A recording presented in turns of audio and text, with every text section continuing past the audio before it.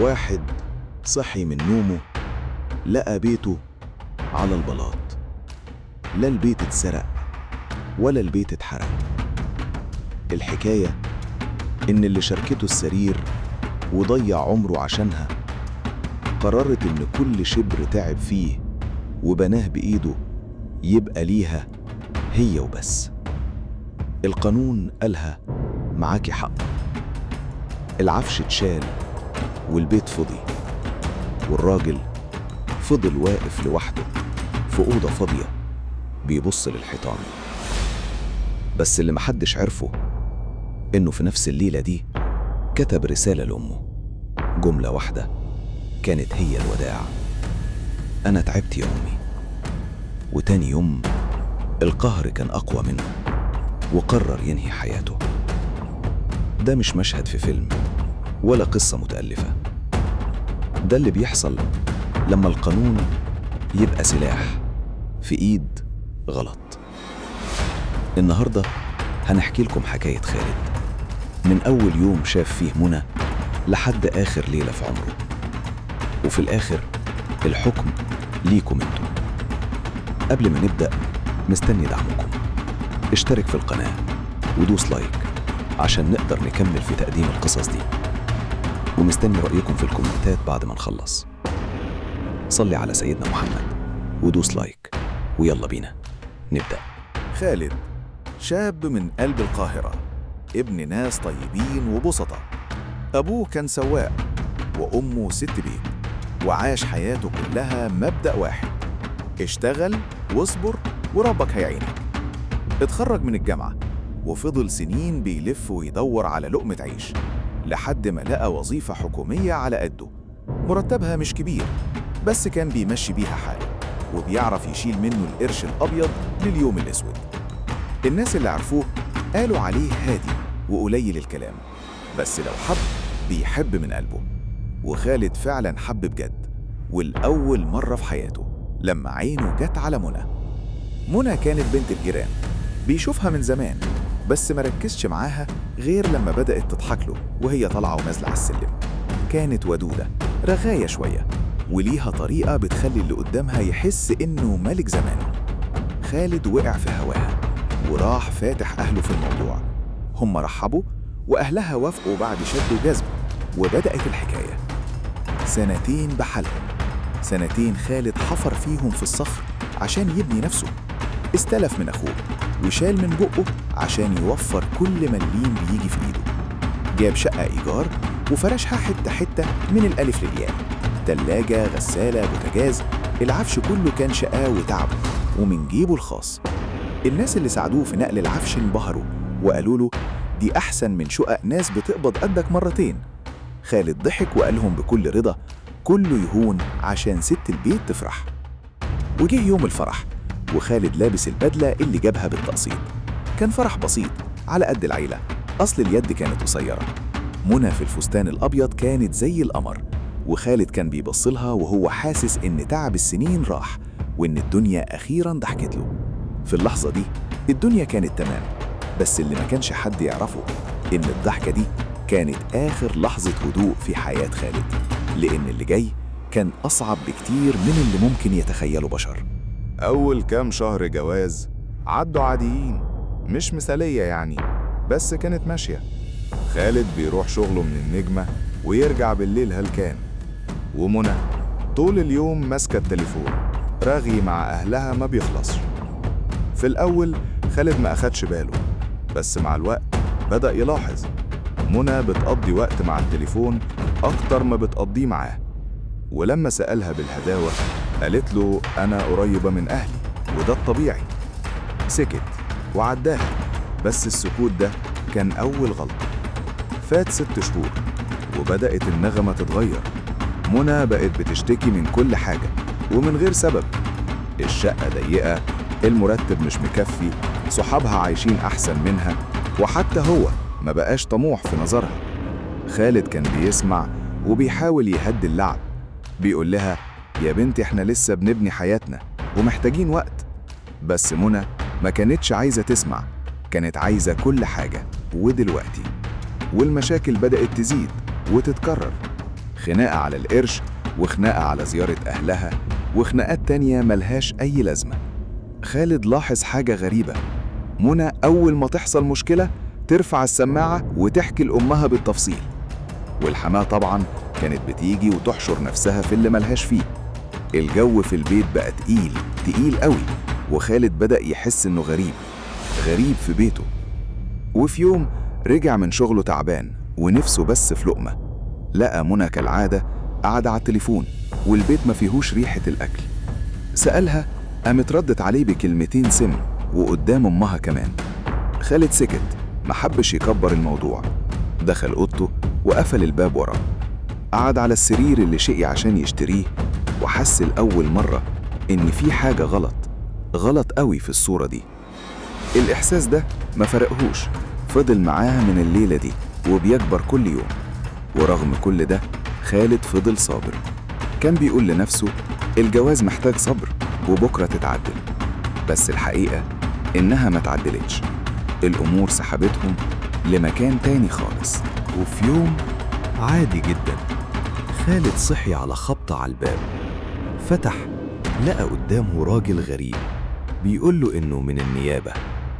خالد ما فهمش في الأول. الراجل مد إيده ورقة رسمية، اختار بقضية تبديد. منى رفعت عليه قضية بتقول فيها إنه باع عفشها وبدد ممتلكاتها. خالد وقف مكانه مذهول. الكلام اتحبس في زوره، مطلعش. دخل جوه، لقى منى قاعدة بتشرب شاي وبتبصله ببرود كأن مفيش حاجة حصلت. سألها بصدمة، إيه اللي بتعمليه ده؟ ردت عليه بمنتهى الهدوء، أنا مش مبسوطة في الجوازة دي وعايزة أرجع لأهلي وآخد عفشي. خالد قال لها إن العفش ده بتاعه، هو اللي شقي فيه واشترى بفلوسه، والحاجة أهي موجودة في الشقة، مفيش مسمار ناقص. ردت عليه بكلمة واحدة، المحكمة هي اللي هتحكم. جري خالد على أول محامي قبله. المحامي فهمه إن قضايا التبديد دي سكة معروفة، وإن المحكمة ممكن تحجز على العفش لحد ما تفصل في الموضوع.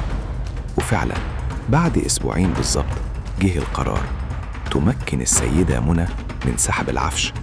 خالد حاول يعترض، حاول يشوف محامي أشطر، بس الوقت كان بيسرقه وفلوسه كلها خلصت على المحاميين. وفي يوم وهو في الشغل تليفونه رن. جاره بيقول له، الحق يا خالد، في عربية نقل قدام بيتك ورجالة بيشيلوا العفش. خالد ساب اللي في ايده وجري. وصل لقى الغسالة نازلة على السلم فوق كتف واحد من العمال. التلاجة بتتشال، النيش بيخرج، حتة بتضيع قدام عينيه. حاول يوقفهم، صرخوا فيه، ده أمر قضائي يا أستاذ. بص في الورقة، للأسف كانت حقيقة. وقف على الرصيف تايه، بيبص على العربية وهي ماشية وبتبعد، والجيران بيبصوا عليه من الشبابيك، وخالد مش عارف حتى يتحرك من مكانه. الشقة من بعد اليوم ده اتغيرت تماما، مش بس عشان العفش مشي، لأ، ده عشان الروح هي اللي مشيت معاه. الصمت اللي سكن الحيطان كان غريب، ملوش علاقة بالهدوء ولا بالراحة. ده كان صمت قهر، صمت واحد اتهان ووقف عاجز مش عارف يعمل ايه. خالد بقى يروح شغله ويرجع يرمي نفسه على الأرض في قلب الأوضة الفاضية، لا في كنبة يسند ظهره عليها ولا تلاجة حتى يفتحها. حرفيا ما بقاش ليه سند، لا في البيت ولا في الحياة. المحاكم فضلت شغالة وخالد بيدفع مصاريف وهو من جواه عارف إنه خسران. المحامي قاله في وشه، القضية صعبة يا خالد، العفش قانونا مشترك، حتى لو انت اللي دافع فيه مليم بمليم. ومنى كانت مرتبة كل حاجة، فواتير وشهود. وقتها بس خالد فهم إن الحكاية مش مجرد قضية، ده كان فخ ومحبوك من البداية. وفي وسط كل ده خالد ما بقاش هو خالد. زمايله في الشغل لاحظوا السكات اللي سكنوا، لا بيضحك ولا حتى بيشاركهم كلامهم في الاستراحة. مديره سأله مرة، انت كويس؟ رد بكلمة واحدة، تمام، وسكت. أخوه اتصل بيه وعرض عليه فلوس، رفض وقال له هيدبرها ربنا. حتى أمه اللي حست بوجعه من نبرة صوته طلبت منه يرجع يعيش معاهم، بس هو رفض. كان في حاجة جواه بتقوله إن رجوعك لبيت أهلك دلوقت معناه إنك انكسرت. وخالد ما كانش عايز يبان مهزوم، بس الحقيقة إنه كان مكسور، ومكسور قوي كمان. كان بيمثل الصمود قدام الكل، لكن جوه شقته الفاضية كان بيغرق في الأسئلة كل ليلة. أنا غلطت في إيه؟ طب كان المفروض أعمل إيه؟ ليه اللي يتعب ويشقى هو اللي بيتعاقب في الآخر؟ أسئلة ملهاش ردود، والأيام بتسحب من عمره، وهو بيحس إنه بيغرق في تورة ما بيعرفش يوصفها. التعب اللي كان حاسس بيه ما كانش تعب جسم، ده كان هد حيل من جوه، في الحتة اللي بتخلي الواحد فينا يحس إن كان للحياة دي معنى أو ملهاش. والدته يوم الخميس يطمن عليها. أمه قالت بعد كده إن صوته وقتها كان غريب، هادي زيادة عن اللزوم. كانت حاسة إن في حاجة بس مش عارفة توصفها. آخر جملة قالها لها قبل ما يقفل السكة: أتمنى تبقي بخير يا ماما. وغاب الصوت. ليلة الجمعة قعد خالد في شقته الفاضية، مسك القلم وكتب ورقة صغيرة بخط إيده. ورقة مش طويلة، مجرد جمل بسيطة. كتب لأمه وكتب لأخوه، لكن منى ما سابش ليها ولا كلمة. في ورقة أمه كتب: كان نفسي تبقي فخورة بيا، بس الدنيا ما ساعدتنيش. وفي ورقة أخوه طلب منه يسامحه على كل مرة رفض فيها مساعدته. الصبح الباب كان موارب. الجار اللي ساكن جنبه حس بقلق، دخل الشقة لقى خالد مرمي على الأرض. الأوضة كانت فاضية، والورقتين مرميين جنبه وحواليهم حبوب مجهولة. الجار كلم الإسعاف وبلغ أهله. أول ما وصلت كانت أمه، وصلت بهدوم البيت، جريت من بيتها من غير ما تحس بنفسها. والقضية فضلت في المحاكم، ومنى ما اتحسبتش على أي حاجة. القانون وقتها ما كانش فيه نص واضح يحاسبها. العفش فضل في مكانه، والشقة الفاضية فضلت فاضية. خالد مشي وخد معاه الصمت والكرامة اللي اتكسرت، وأسئلة كتير ملهاش أي إجابة. أما أمه فلحد النهاردة بتفتح تليفونها وتشوف اسمه قدامها في الأسماء وتتسمر مكانها، مش قادرة تمسحه ولا قادرة تنساه. وده الوجع الحقيقي في الحكاية دي كلها، مش الظلم ولا القانون.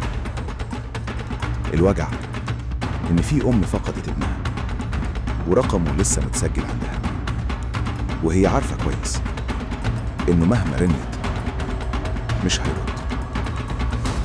حكايتنا النهاردة مش من وحي الخيال، دي واقع بنعيشه كل يوم وكل ساعة.